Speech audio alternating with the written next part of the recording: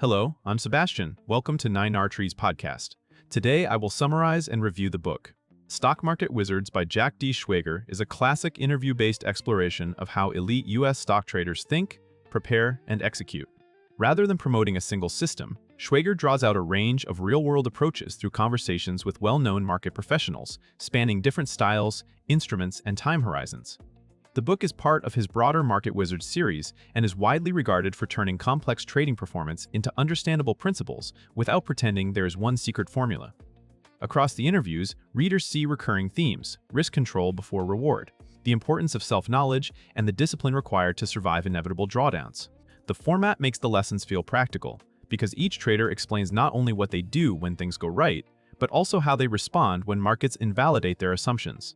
For anyone curious about what separates consistent performers from gamblers, the book offers a clear, experience-driven look behind the curtain. I will give you key takeaways from this book. Firstly, many paths to profitability, no single magic method. A central takeaway from the interviews is that top traders reach success through very different routes. Some lean on fundamental research, others on technical patterns, and others on a more discretionary reading of market behavior. Timeframes range from shorter-term trading to longer horizon positioning, and the tools vary from simple charts to more structured processes.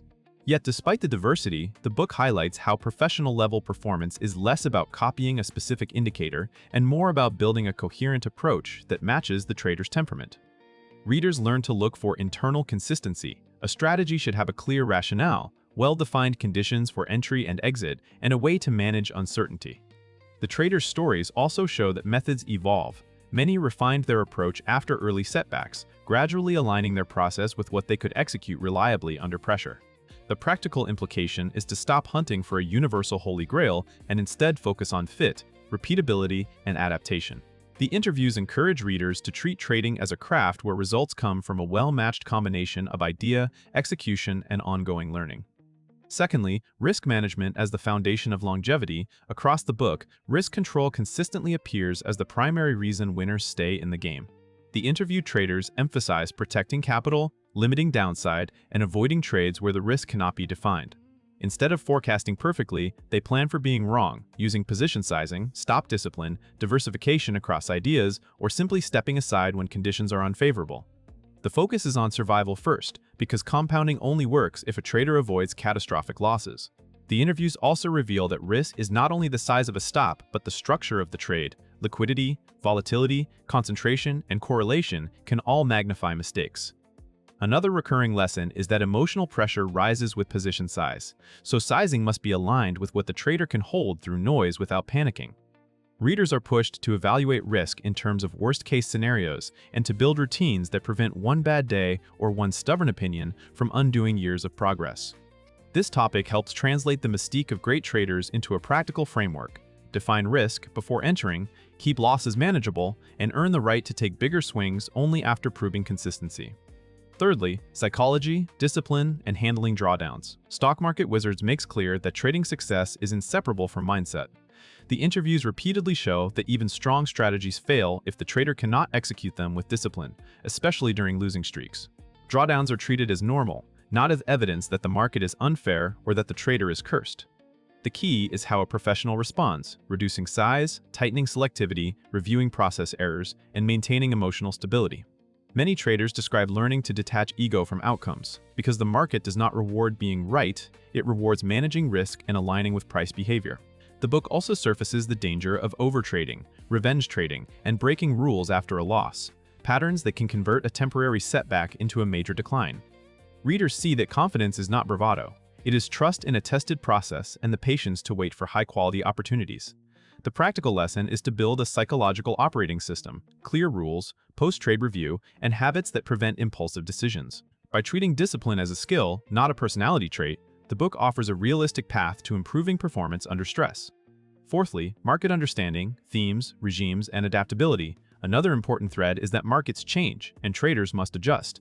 The interviews highlight that what works in one environment may struggle in another, whether due to volatility shifts, crowd behavior, or broader economic and sector rotations. Rather than clinging to a static view, the best traders monitor conditions and look for alignment between their edge and the current market regime. They pay attention to momentum, leadership, and the way price reacts to news, using these signals to gauge whether risk-taking is being rewarded or punished. The book also shows the value of humility. Top traders are willing to step back when their read is unclear, and they avoid forcing trades to satisfy the need for action. This adaptability does not mean constant reinvention. Instead, it means preserving a core approach while adjusting parameters, selectivity, or exposure as conditions change. For readers, this topic reframes market knowledge as a living process. Studying history matters, but so does recognizing what is different today. The interviews encourage building a feedback loop where the market's response, not personal opinions, determines whether to press, pause, or pivot.